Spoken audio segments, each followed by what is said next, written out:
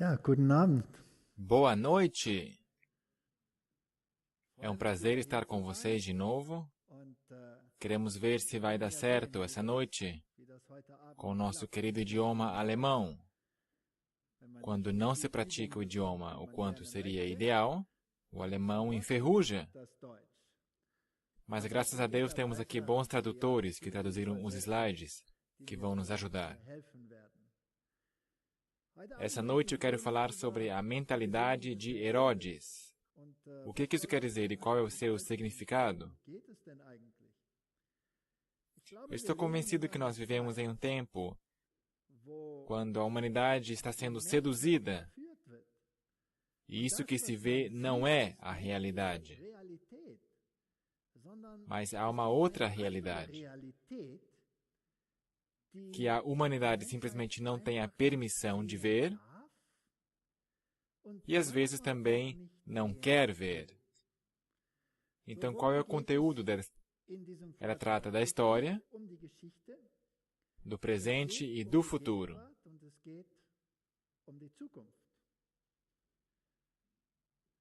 Nós sempre ficamos nos perguntando por que Deus permite que aconteça o que está acontecendo no mundo. Por que Ele permite que haja governantes no mundo que muitas vezes são cruéis? Por que Ele permite essas coisas? Por que Ele permite tanto sofrimento no mundo? E por que Ele não posicionou as coisas de tal forma que Ele torne visível aqui o seu controle total? Sabemos que Ele não é um controlador, mas é que tem tantas coisas acontecendo nos bastidores, e é sobre isso que vamos falar essa noite, e vamos começar bem lá no início, para extrapolar essa história até ao tempo atual.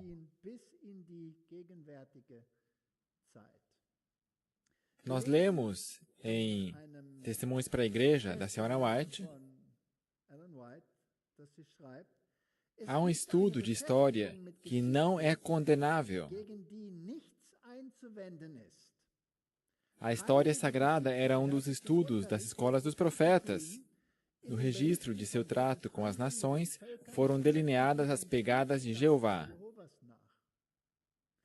Assim, hoje em dia, e esse é o ponto crucial aqui, cumpre-nos considerar seu trato com as nações da terra. Devemos ver na história o cumprimento da profecia, estudar as operações da providência nos grandes movimentos reformatórios e entender o afunilamento dos acontecimentos ao ver as nações mobilizando-se para o final combate do grande conflito.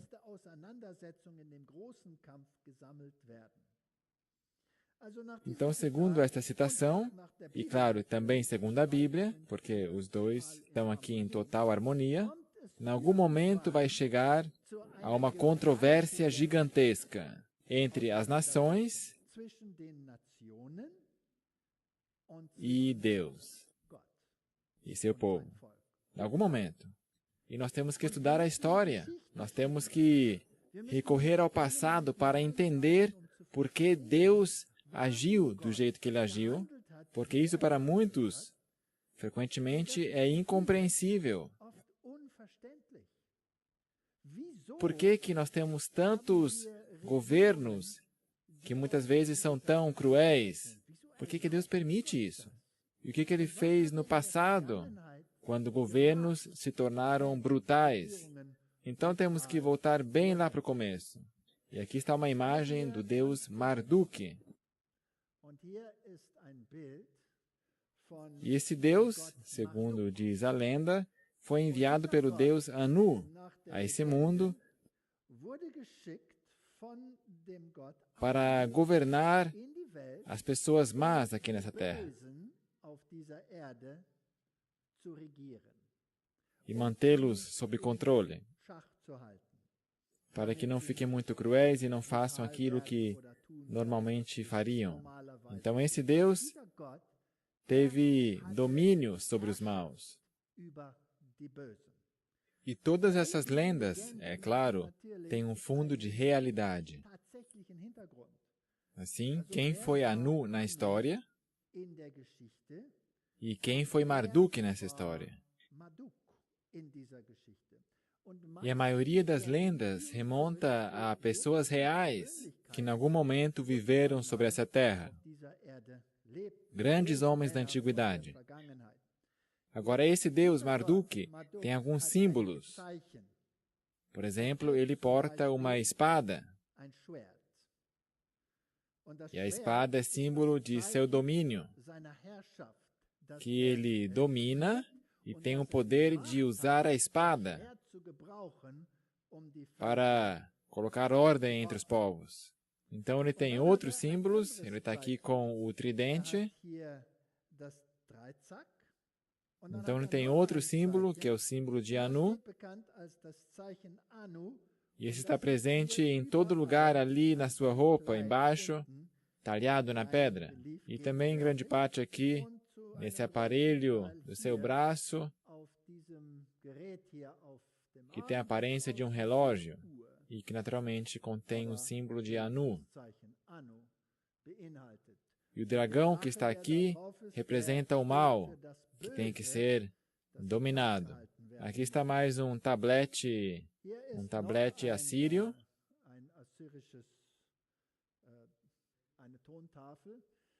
Nós vemos aqui o deus Shamash.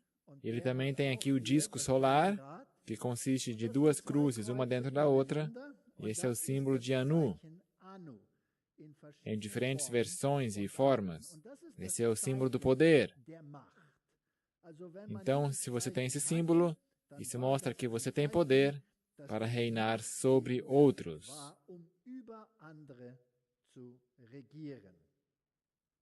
Aqui está a deusa Ishtar, a deusa da noite. Ele também tem uma estrela, que é a estrela de Ishtar, e naturalmente os outros símbolos são a coruja vê a noite, a coruja é sábia. Assim, temos aí o domínio sobre a escuridão, sobre a maldade. E o leão também é proeminente em Ishtar. Esses símbolos são muitas vezes usados também hoje para esclarecer essas relações. Portanto, esse foi o símbolo de Anu. Agora, quando nós recorremos à história, então vemos que diferentes governantes exerceram esse poder e também compuseram códigos, onde os juízos e as leis desse mundo foram cristalizados, por assim dizer. E um desses códigos é o de Hammurabi. Se trata de uma coleção de leis muito bem conservada, que data mais ou menos de 1772 a.C. Ele é um dos escritos decifrados mais antigos, de tamanho considerável. Vamos dar uma olhadela. O que contém esse código? O que está presente aqui? É exercido domínio sobre o quê? Quem exerce domínio sobre quem? No caso aqui, o rei Hammurabi foi instituído pelo sexto rei babilônico, Hammurabi. Partes dele também estão talhadas em pedras do tamanho de uma pessoa e em vários tabletes de barro. O código é formado por 282 leis. Isso já é interessante, porque a lei de Deus consiste de quantos mandamentos? De 10. Aqui nós temos 282 leis, e se nós dermos uma olhada nas leis atuais, então estamos falando de N milhares de leis. Quanto mais o ser humano se desvia do ideal de Deus, tanto mais leis são necessárias para conter a humanidade. Aqui já tínhamos 282 leis, com diversos níveis de severidade. Olho por olho, dente por dente, respeitava o status social, ou seja, quem era escravo, quem era livre. Mais ou menos a metade do código é de natureza contratual. Por exemplo, qual seria o salário de um boiadeiro ou de um cirurgião? O salário já era definido nessa época. E hoje temos as mesmas leis, só que em outra forma. Outras leis regulavam a pena para o construtor de uma casa que caiu, ou para a destruição de propriedades sob cuidados alheios, e assim por diante. Um terço do código se refere a domicílio e relações familiares, e se nós refletirmos bem no contexto atual, então nós vemos que essa é a base para todo o sistema de leis em todo o mundo. Por exemplo, questões de herança, divórcio, paternidade e comportamento sexual. Não temos as mesmas leis hoje também? Eu penso que sim. Aparentemente, uma única lei se refere a um funcionário público. Um juiz que toma uma decisão errada tem que pagar uma multa e ser removido permanentemente de seu ofício. Isso, naturalmente, hoje acontece raramente. Meia dúzia de instruções giravam em torno de questões do serviço militar. Então, todo o sistema social é submetido à lei aqui, no que se refere a salário, no que se refere a relações, comportamento sexual, para pessoas livres, para escravos, para todo o sistema, como o serviço militar tem que funcionar. Tudo está prescrito nessas leis. Então, lemos aqui na descrição, Anu e Bel me chamaram pelo nome. Hammurabi, o príncipe exaltado que temia a Marduk, o Deus protetor de Babilônia, para legislar o país. Aqui, portanto, nós temos um código de um rei temporal que tem o poder de governar sobre pessoas e povos, segundo as suas leis bem entendem.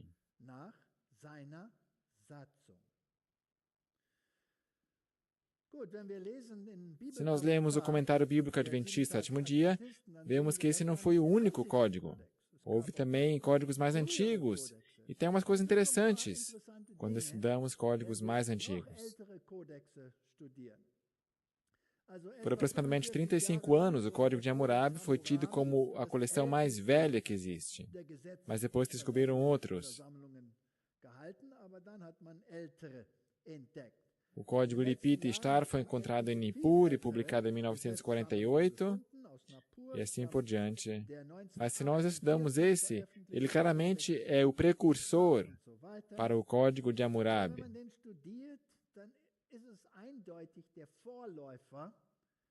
Ou seja, códigos mais antigos foram incorporados, foram elaborados, foram acrescentadas mais leis,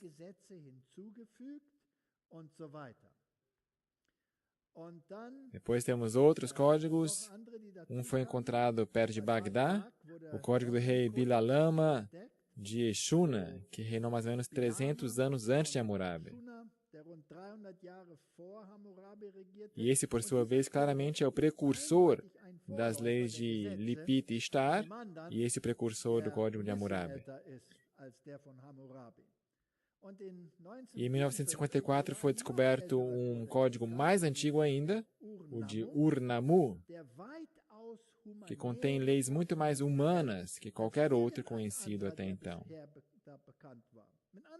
Em outras palavras, quanto mais nós retrocedemos na história,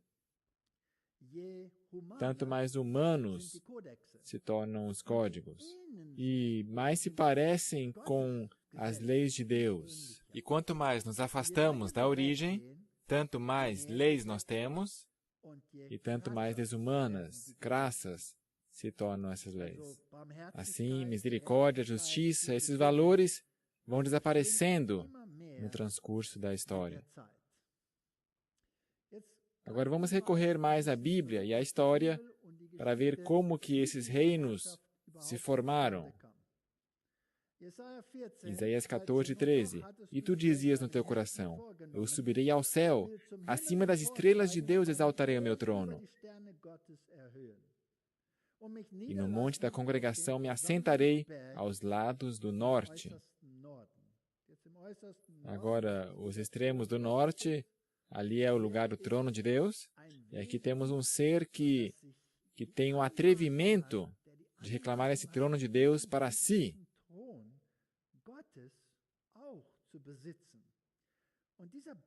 E esse monte que é citado aqui, não é um monte físico, mas um monte simbólico. Har também significa reino. Também significa uma montanha, um reino de Deus. Ou uma congregação, e a palavra congregação, um lugar onde ele quer se estabelecer.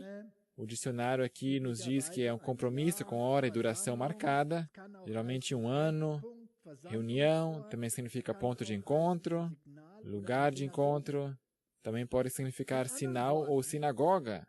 Em outras palavras, Satanás queria reinar até sobre o reino de Deus e sobre a sua sinagoga, seu povo, sua igreja, suas pessoas. Ele queria reinar, é isso que ele queria. Então ele perdeu a sua posição. Apocalipse 12:7 diz que houve batalha no céu. Miguel e seus anjos batalhavam contra o dragão, e batalhavam o dragão e seus anjos. Então a Bíblia diz que Satanás e seus anjos foram expulsos lá do céu. Então ele conseguiu, como nós todos sabemos, arrancar o reino que Deus confiara a Adão.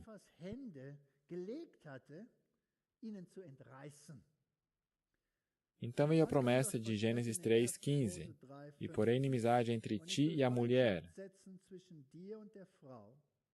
entre a tua semente e a sua semente. Esta te ferirá a cabeça, e tu lhe ferirás o calcanhar. Aqui temos uma inimizade entre aqueles que seguem a Deus e aqueles que não o seguem. E no final das contas, essa luta entre a mulher e a serpente é uma luta entre Cristo e Satanás. Essa é a primeira promessa do Evangelho e do Messias. Tiago 4:4, adúlteros e adúlteras, não sabeis vós que a amizade do mundo é inimizade contra Deus?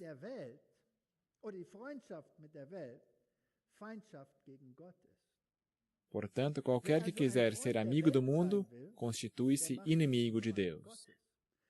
Aqui nós temos uma separação bem nítida, 2 grupos. Nós estamos ou no mundo, e aí somos inimigos de Deus, ou não estamos no mundo, então somos amigos de Deus. 2 grupos, desde o começo, atravessando toda a história. Nós lemos em Signs of the Times, Sinais dos Tempos em inglês, esse foi o primeiro sermão do Evangelho que foi pregado ao homem caído. Essa promessa era a estrela de esperança no futuro obscuro e angustiante da humanidade. Porque Satanás conseguiu conquistar esse reino. O que ele queria ter feito no céu e não conseguiu, ele definitivamente conseguiu fazer aqui embaixo na terra. Adão aceitou de bom grado a promessa de livramento e com zelo ensinou seus filhos no caminho do Senhor. E nós também tentamos fazer isso. Nós também temos filhos e procuramos ensinar zelosamente os nossos filhos. Mas nem todos conseguem vitória nesta área. Continua dizendo, a promessa foi dada em íntima conexão com o altar de sacrifícios. Isso é muito importante. Altar e promessa estão lado a lado, e ambos lançam uma grande luz um sobre o outro. Eles mostram que a justiça de um Deus ofendido só pode ser satisfeita com a morte de seu filho amado. Mas esta luta deveria permanecer até o momento em que a cabeça do acusador fosse esmagada. Ou seja, até o fim, nós estamos no meio dessa crise hoje. Caim e Abel são um tipo de dois grupos que existirão até o fim do mundo, e esse tipo deve ser estudado profundamente. Assim, somos advertidos que temos que recorrer à história, temos que estudar a tipologia de Caim e Abel, para que entendamos o que está acontecendo aí no mundo. Caim representa aqueles que vivem os princípios e obras de Satanás, adorando a Deus como bem entendem. Como seu líder, estão dispostos à obediência parcial, porém não à submissão inteira a Deus. O grupo de adoradores de Caim é de longe o maior. O povo de Deus sempre foi e é uma minoria aqui sobre essa terra.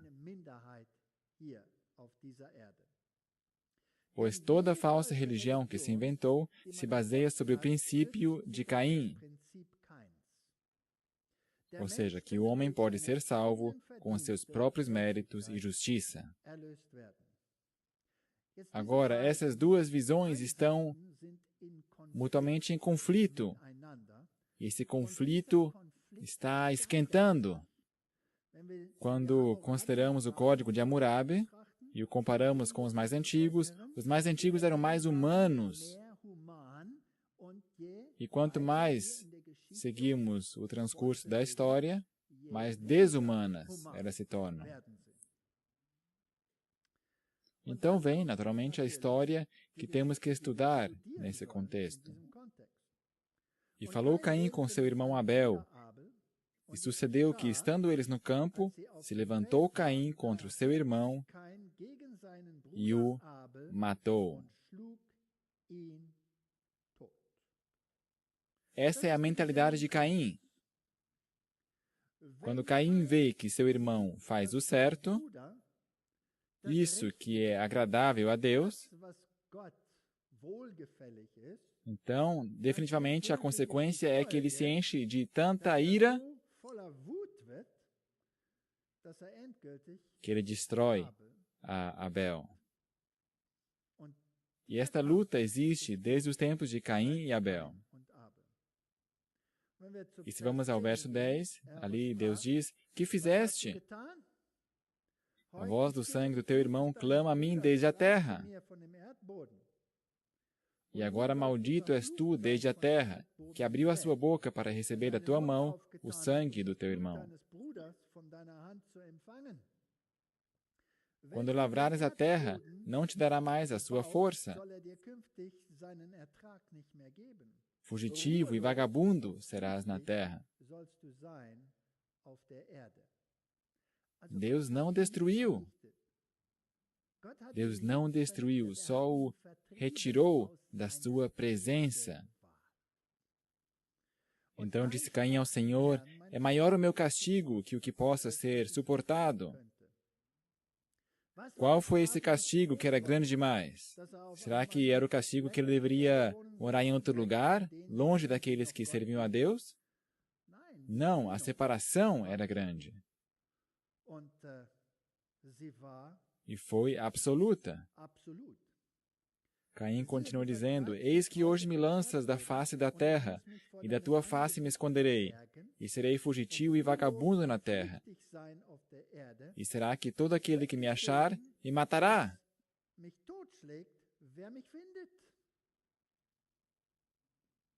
O que Deus fez aqui? Será que Deus falou para ele, você merece? É justo, você acabou de matar seu irmão. Olho por olho, dente por dente, cabum, já era. Não, não foi isso que Deus fez. O Senhor, porém, disse-lhe, portanto, qualquer que matar a Caim, 7 vezes será castigado. E pôs o Senhor um sinal em Caim, para que não ferisse qualquer que o achasse. Um texto fascinante. Quantas pessoas já pararam para pensar o que isso significa? Esse é o sinal de Caim. Eu já ouvi explicações muito exóticas sobre o sinal de Caim. Argumentos tanto racistas como absurdos. E esta palavra, sinal, é a palavra ot. Ot. Pode significar insígnia, bandeira, milagre, símbolo. É exatamente a mesma palavra que é usada quando Deus fala acerca de seu sábado. Êxodo 31, verso 13.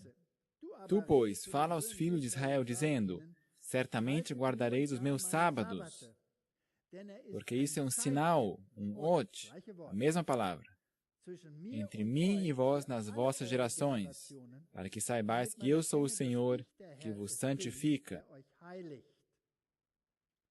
Portanto, aqui temos exatamente a mesma palavra, e Deus o utiliza como seu sinal, sua autoridade. Porque a sua autoridade vem do fato de ele ser o Criador e, no final, também o restaurador, o recriador. Assim, o sinal que Caim recebeu foi um sinal em contraste com o sinal de Deus. Mas a mesma palavra, isso quer dizer que Caim recebeu a autoridade sobre as pessoas caídas ou os que se tornaram maus, entre aspas, e ele recebeu a autoridade para dominá-los. E esta autoridade foi transferida aos filhos da desobediência desde o tempo de Caim até o fim dos tempos. E no final dos tempos, teremos esse mesmo sinal, esse mesmo símbolo entre os filhos da desobediência. Em contraste com o sinal que Deus marcou como seu sábado, mostrando que Ele é o Criador e aquele que reina definitivamente. E assim, isso nos diz algo sobre o caráter de Deus que é inacreditável. Ele transfere o domínio, que na verdade pertence a Deus, ele transfere parcialmente esse domínio para Caim. E aos filhos de Caim até o fim dos tempos, sob uma condição, como se fosse uma experiência, uma permissão. Gênesis 4, 17 a 24. E conheceu Caim a sua mulher, e ela concebeu, e deu à luz a Enoque. Assim, o primeiro filho de Caim foi Enoque. Muitos se perguntam de onde que Caim arranjou uma mulher. Bem, quando veio essa crise sobre a casa de Adão, havia outros irmãos ali presentes. E alguns desses irmãos, assim como foi no céu, estavam mais do lado de Caim e tinham compaixão dele, assim como foi no céu. E quando Caim, então, foi afastado, então, de certo, uma irmã dele falou, se ele vai, eu também vou junto. E foi junto, e se tornou a sua esposa. E Caim teve relação com a sua mulher, ela ficou grávida, e assim nasceu Enoque. E esse Enoque não deve ser confundido com aquele outro Enoque que mais tarde caminhou com Deus. E ele edificou uma cidade, e aqui nós temos que já começar a reparar como eles pensam, esses filhos da desobediência. Construir uma cidade. Nunca foi plano de Deus que as pessoas morassem na cidade, porque Deus plantou um jardim para Adão e Eva. Ele queria que eles participassem. Ele queria que cultivassem a terra e comessem daquilo que ela produz. Deveriam ser jardineiros ou fazendeiros. Mas esse filho de Caim quis construir uma cidade e chamou o nome da cidade conforme o nome de seu filho Enoque. Então Caim foi o primeiro que construiu uma cidade e ele passa o comando dessa cidade, transfere essa cidade a seu filho Enoque. E a Enoque nasceu Irade, essa agora já é a terceira geração. Irade gerou a Meujael, e esse gerou a Metusael, e Metusael gerou Lameque. Agora já estamos 5 gerações mais para frente, então a situação piora. E tomou Lameque para si 2 mulheres. E o nome de uma era Ada, e o nome da outra Zilá. E disse Lameque às suas mulheres Ada e Zilá: ouvi a minha voz, vós mulheres de Lameque, escutai as minhas palavras. Porque matei um homem, aqui temos outro assassino. E aqui o negócio fica pior. Por me ferir. E um jovem por ter batido em mim. Então aqui está alguém que feriu a Lameque e Lameque o matou. Aqui nós temos a sobrevivência do mais apto. A mentalidade de Satanás é: eu tenho que cuidar dos meus próprios interesses. Eu tenho que cuidar de mim para que nada me aconteça. E se você cruzar o meu caminho, eu vou bater em você. Eu vou te matar. É assim que funciona essa mentalidade, esse raciocínio, em contraste com os pensamentos de Cristo. Eu te amo. Se você me rejeita, se você me despreza, estou disposto a morrer por ti, para que possas ter a vida. Mas você tem que mudar a tua mentalidade. Você tem que viver para outros, não viver para si mesmo. Você tem que dar e não pegar. E essas 2 mentalidades estão opostas uma à outra desde o princípio. E de Caim a Enoque, e descendo a ladeira, depois de Lameque, a situação só piorou. E agora uma coisa interessante. Porque 7 vezes Caim será castigado. Porque Deus dissera que quem matar Caim seria vingado 7 vezes mais. Mas Lameque, e esta minha tradução diz 77 vezes. Muito bem, o que significa isso? Porque aqui isso vem da Bíblia de Genebra, mas Lameque 70 vezes 7.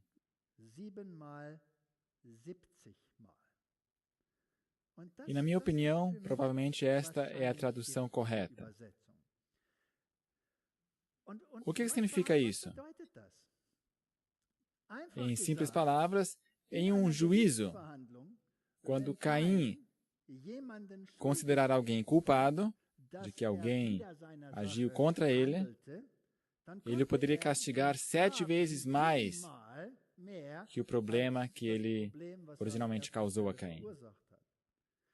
Mas Lameque diz 70 vezes 7. E esse número aparece em outro lugar na Bíblia também. E aqui nós temos um momento em Israel que também tem o mesmo conteúdo. E Jesus usa o mesmo número em outro lugar, em se tratando do perdão. Quantas vezes temos que perdoar? 70 vezes 7. Ou seja, então 490 vezes, e aí você pode parar de perdoar. Não. Não é isso que quer dizer.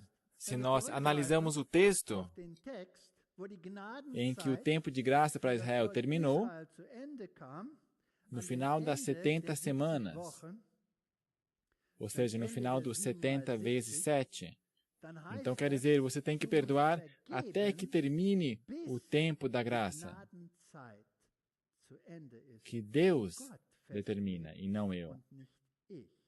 Em outras palavras, eu tenho que perdoar constantemente. Mas Lameque nunca perdoa. Porque se Caim é vingado 7 vezes, Lameque 70 vezes 7. Até o fim, eu não vou dar perdão completo àqueles que agem contra as minhas leis. Esse, portanto, é um sistema de leis bem duro e mostra uma indisposição de perdoar pessoas para lhes dar uma nova chance.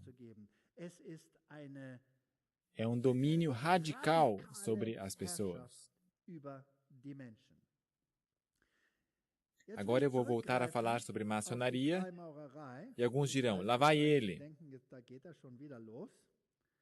Mas esse é um tema fascinante. E eu quero aqui citar a mais alta autoridade nesse assunto, que é Morais e Dogma, de Albert Pike, que é, digamos, a Bíblia da maçonaria. E aqui, Albert Pike escreve, na página 210, Enoque, seu nome em hebraico significa iniciado ou iniciador. A lenda das colunas de granito e cobre, ou bronze, que ele teria erigido, deve ter significado simbólico. A de bronze, que sobreviveu ao dilúvio, isso, claro, é bobagem, mas deixa para lá, deve simbolizar os mistérios, cujo herdeiro legítimo é a maçonaria. Desde os tempos remotos, a guardiã e zeladora das grandes verdades filosóficas e religiosas, que em grande medida são desconhecidas ao mundo e que foi repassada de era em era, através de uma corrente ininterrupta de tradições, ilustrada em símbolos, emblemas e alegorias.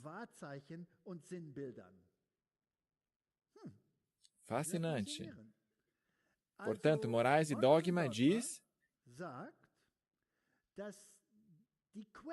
que a fonte, que a origem da maçonaria deve ser encontrada em Enoque.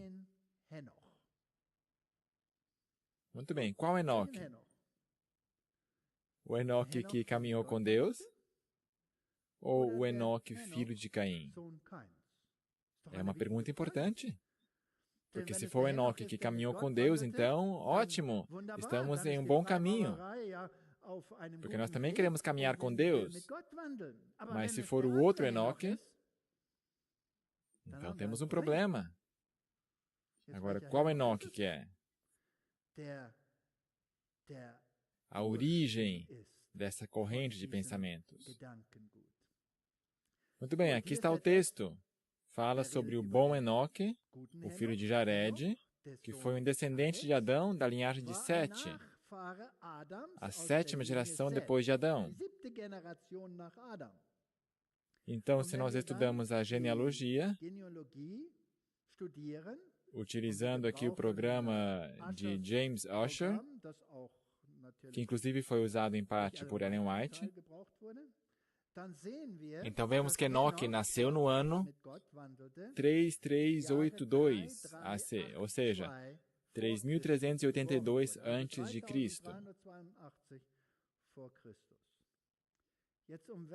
Então volto a perguntar, a qual Enoque se refere ali na maçonaria? No livro de Pike nós encontramos duas formas de calcular o ano. Nós temos a forma de contagem maçônica e a cristã. Então, existem duas datas. A notação maçônica e a notação cristã que nós usamos, que é corrente hoje em dia aqui no Ocidente. E a primeira data aqui, na primeira notação, nós temos aqui o ano 5860 AM. O que isso quer dizer? Quer dizer, Anno Mundi, após o início do mundo. Então, quando que a maçonaria começa para definir a sua data? Desde o nascimento da maçonaria.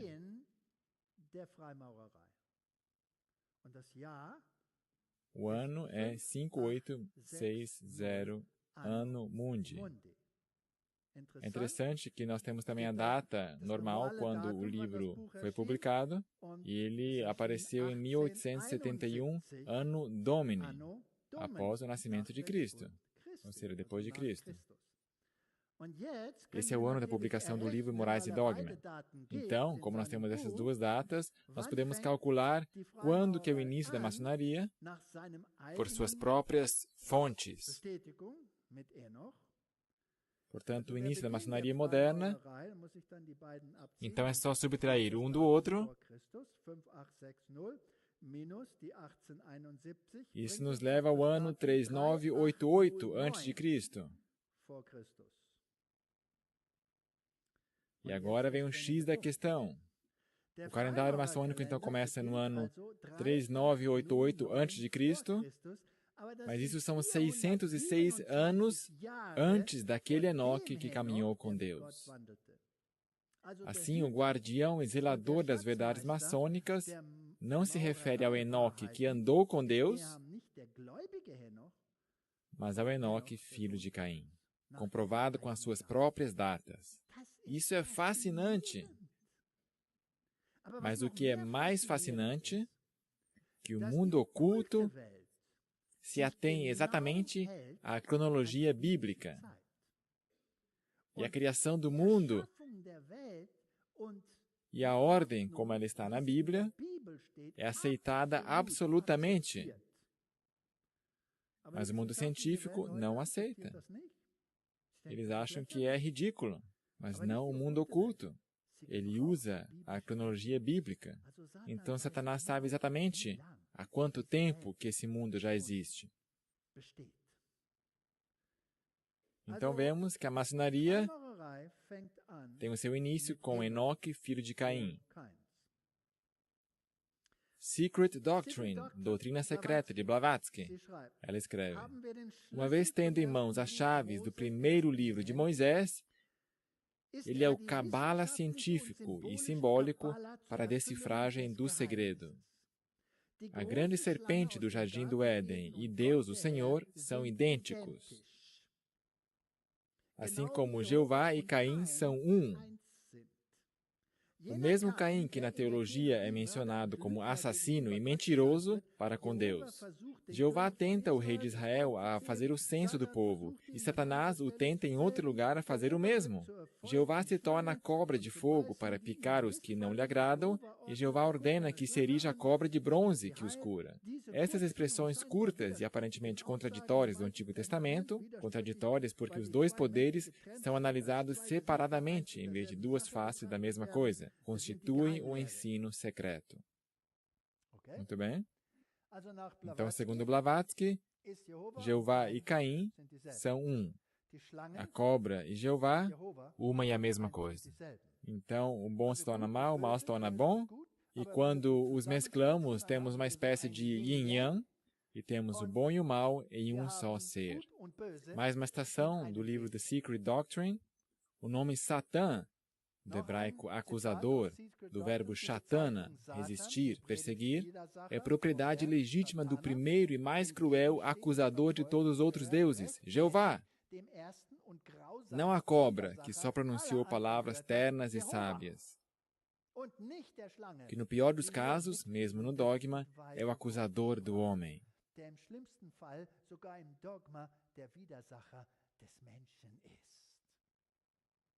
Então aqui nós temos um ensino claro e nítido que o Deus da Bíblia é a incorporação do mal. Isso não pode ser os filhos de Deus que afirmam isso, mas esses são os filhos da maldade, da apostasia. Esses são os descendentes de Caim, que veem a Deus como acusador, que viram o Evangelho de ponta cabeça. Por isso, Jeová é chamado de Criador, unidade com Ophiomorphos, o que se aparenta com a cobra. Ou seja, Jeová é chamado de Criador da cobra, Satanás, chamado de o mal pelos gnósticos. Aqui nós temos o Evangelho de ponta cabeça. Ou seja, no mundo oculto, o Evangelho é virado de cabeça para baixo.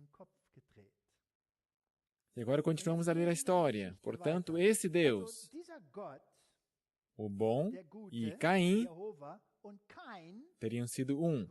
Se você se lembra da nossa primeira lenda que nós mencionamos, tínhamos o deus Anu e tínhamos também o deus Marduk. E Anu deu a Marduk o poder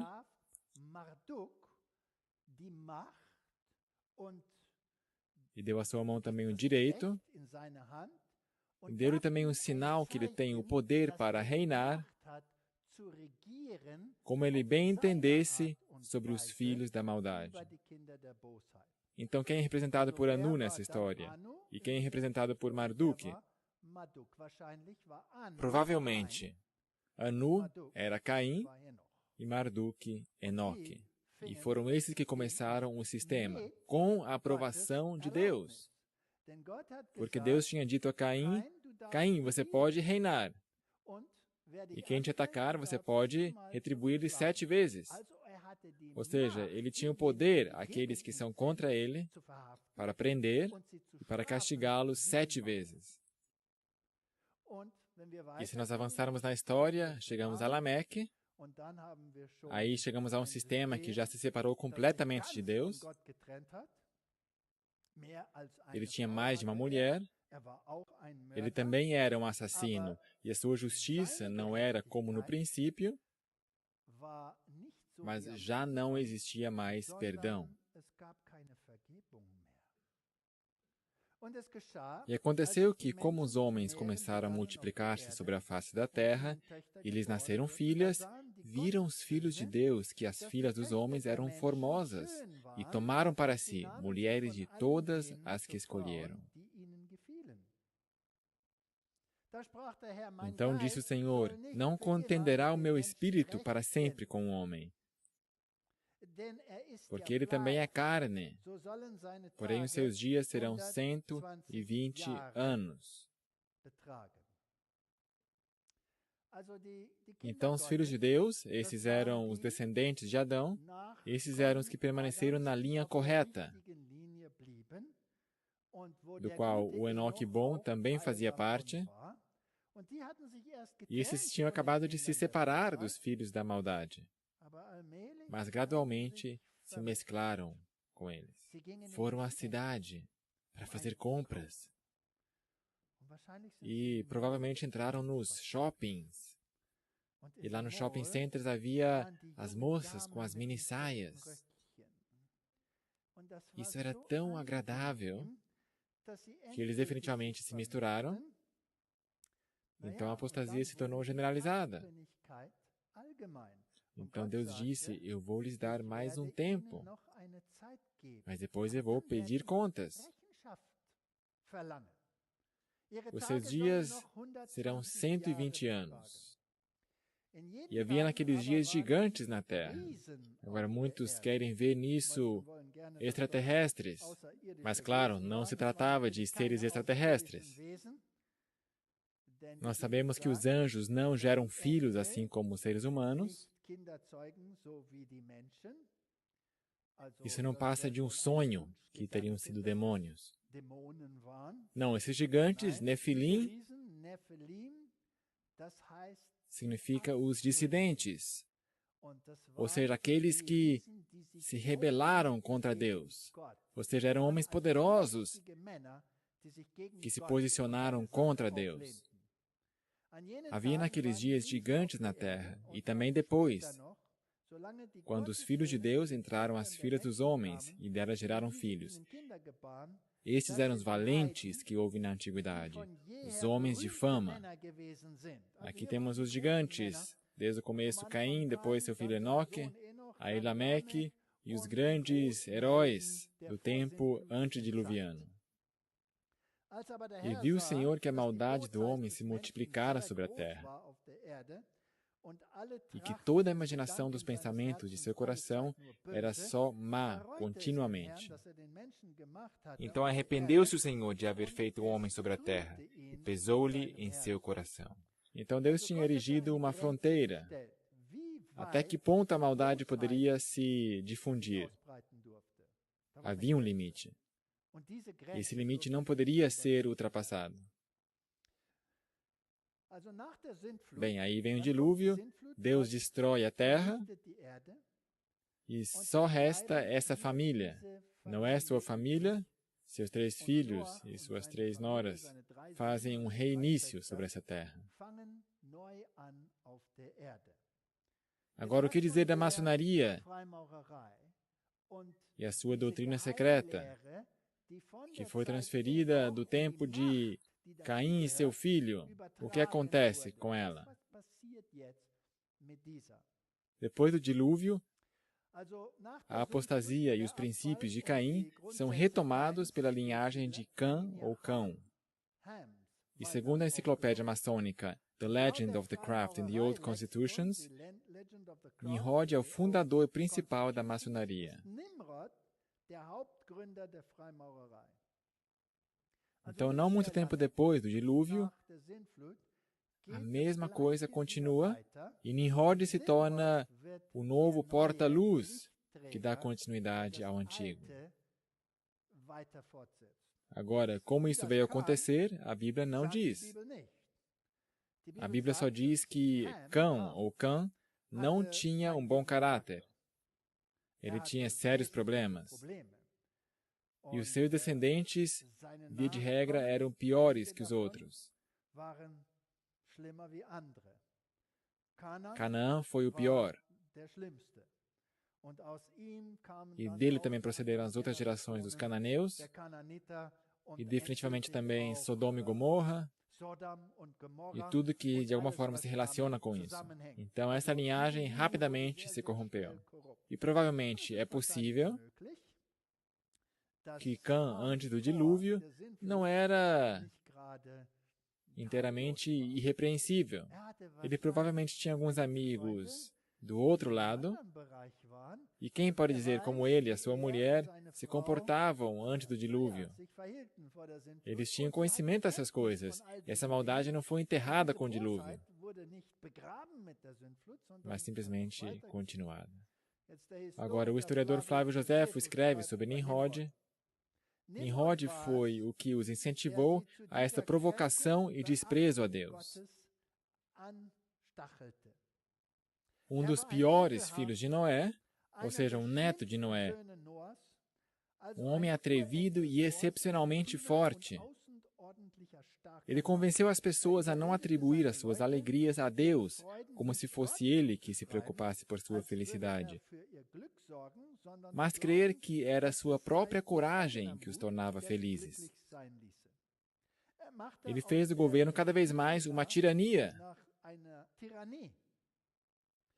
porque ele cria que o homem só poderia ser afastado do temor de Deus quando o homem em tudo fosse dependente do poder dele, ou seja, de Nimrod.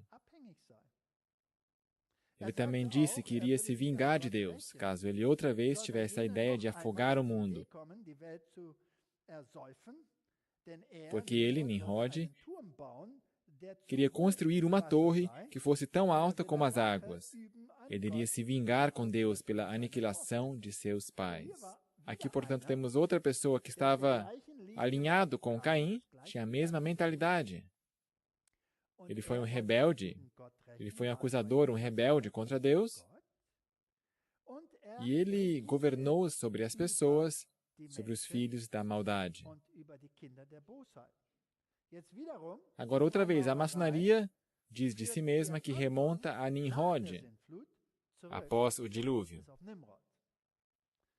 E aqui temos um livro maçônico dizendo que a Torre de Babel foi um projeto maçônico. Eu leio aqui, no que se refere à maçonaria, Babel naturalmente era um empreendimento maçônico. Ele é bem claro sobre isso. É disso que se trata. Yarker escreve, é conhecimento público que a Torre de Babel foi uma das tradições mais antigas da maçonaria. Então, outra vez, temos as provas de seus próprios escritos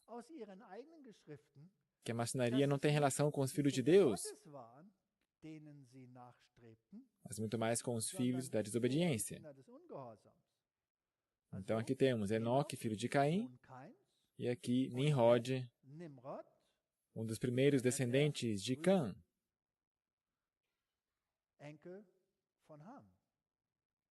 No livro de quiz da maçonaria, se pergunta, quem era Nimrod? A resposta, ele era filho de Cuxi. No livro Alte Pflichten, ele é mencionado como cofundador da maçonaria. Então, outra rebeldia contra Deus. E nos escritos, como o construtor de muitas cidades. Agora, Caim erigiu uma cidade e a dedicou a seu filho Enoque. Aqui agora temos outro, que é construtor de cidades, que vai contra a mentalidade de Deus. No York Manuscript está escrito, na construção da Torre de Babel, a maçonaria pela primeira vez recebeu grande valorização. E o próprio Nimrod era um maçom e muito apegado aos maçons. Aqui outra vez temos esta ideia. Agora, se nós continuamos pesquisando na história, quem são aqueles que reinam com a permissão de Deus? E podem mesmo, com a permissão de Deus, castigar 7 vezes. Apesar de eles, claro, ultrapassarem esse limite e serem muito mais violentos. E por quanto tempo Deus permite que eles reinem e por que Ele o permite? Porque há muitas pessoas que se perguntam, por que Deus permite essas coisas? Deus separou os 2 grupos, os filhos de Deus e os filhos da maldade. E a maioria deles pertence ao grupo da linhagem de Caim,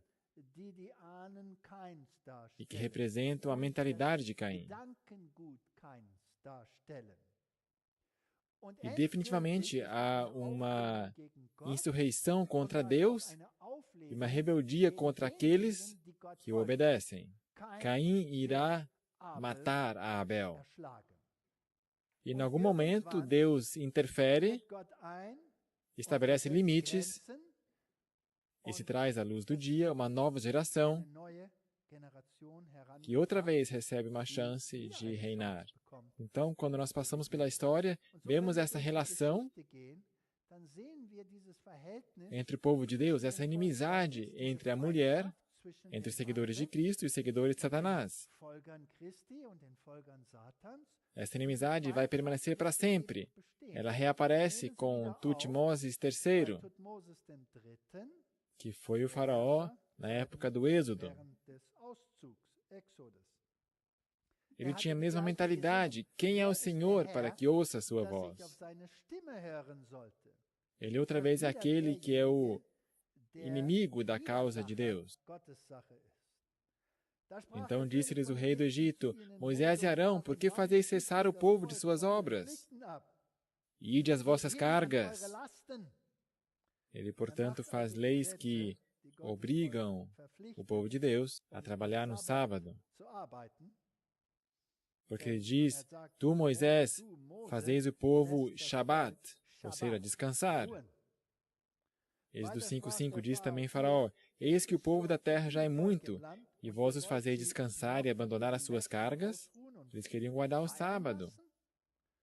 Ele emite leis que vão contra as ordenanças de Deus. Então aqui temos outra vez um conflito. Por um lado, a autoridade que Deus permitiu que houvesse entre os filhos da maldade, para que eles caíssem em si, para lhes dar tempo de arrependimento, para que se convertessem, porque Deus tem um coração grande. Mas vez após vez chegava ao ponto onde o resultado era esse conflito. E nós conhecemos a história, o que acabou acontecendo com os egípcios. Eles receberam as pragas e o faraó foi destruído. Agora, se nós contemplamos o próximo na geração, quem foi o próximo opositor que veio a se levantar contra Israel, o povo de Deus? Foram os assírios. Agora nós lemos a história desse povo. Um nojento relato assírio de tortura e morte. É assim que dizem os livros de história. A história da nação assíria, que nos foi preservada por inscrições e imagens, se constitui quase que exclusivamente de cruzadas e batalhas. Ela é tão sanguínea e revoltante quanto se possa imaginar. A Síria surgiu no século XIV a.C. como estado territorial. Sua área se estendia sobre a parte norte do atual Iraque. A primeira capital da Síria foi Assur, na costa leste do Tigre, aproximadamente 250 quilômetros ao norte da Bagdá atual. E aqui nós temos um baixo relevo assírio, onde vemos como pessoas são torturadas. A crueldade de homens para com homens se vê quando esses povos recebem poder absoluto. A cidade recebeu o nome da divindade assíria Assur, do qual se derivou o nome Assíria. Desde o começo, a Síria provou ser um poder militar forte e ambicioso. Esses todos são pontos importantes, porque nós temos a incumbência de estudar a história para decifrar o que está acontecendo hoje. Portanto, eles eram fortes, eles eram ambiciosos, eles eram militares. Países e povos que se opunham ao domínio assírio eram castigados com a destruição de suas cidades, campos e pomares. Nós vemos isso hoje, que povos são castigados, que nações são destruídas, que são bombardeadas, que são simplesmente apagadas. No século IX a.C., a Assíria cimentou seu domínio sobre a Mesopotâmia setentrional, ou seja, do norte. Foi quando os exércitos assírios saíram de seu território para expandir o seu reino e, com o despojo que ganhariam, financiar mais conquistas e poderiam. A meados do século IX, a Síria já se tornou uma ameaça direta para os estados sírio-palestinos a oeste, entre eles Israel e Judá. Então, vez após vez, chegamos a esse ponto. Assumir o poder, dominar, cada vez mais radical, cada vez mais brutal, e, finalmente, um conflito com o povo de Deus. É isso que nos ensina a história. E Deus permite isso. E aqui nós temos os decapitadores assírios. Aqui temos cabeças assírias. Aqui eles estão sobre as lanças. Em um baixo relevo, cabeças amontoadas, da época de Assurbanipal. E aqui no próximo slide, sobre madeiras. 2 soldados assírios erigem um poste com um homem nu suspenso, entre outros 2. Ou seja, eram terrivelmente cruéis, terríveis. Eles cortaram a pele dos seus inimigos e arrancaram a pele do corpo inteiro para causar dores terríveis. Eram brutais, torturadores. E quando eles finalmente, como é que se diz? Ultrapassaram os limites. Deus disse, basta, acabou. Então o reino assírio caiu e a próxima geração, os babilônios, que ficaram com a bola. Agora, se nós avançarmos na linha do tempo para os romanos, nós vemos de novo a mesma coisa. Em cada nação, vemos o mesmo transcurso. Os romanos começaram a expandir ao eles incorporarem outras nações. Eles reinaram, tinham leis relativamente justas, e assim por diante. Lei romana, até o dia de hoje, ainda é considerado o padrão, a norma. Mas, finalmente, chegaram a pisar nas mesmas pisadas que os assírios. Se tornaram cada vez mais e mais brutais. Quanto mais dominavam, maior se tornava o poderio de sua lei, e finalmente chegaram a um confronto direto, outra vez, com o povo de Deus. Eles também recorreram à brutalidade, à tortura. E aqui nós vemos isso naturalmente no Coliseu, onde eles se divertiam com os cristãos, e onde os animais avançavam sobre eles e os rasgavam em pedaços. E naturalmente o grande conflito com o próprio Cristo.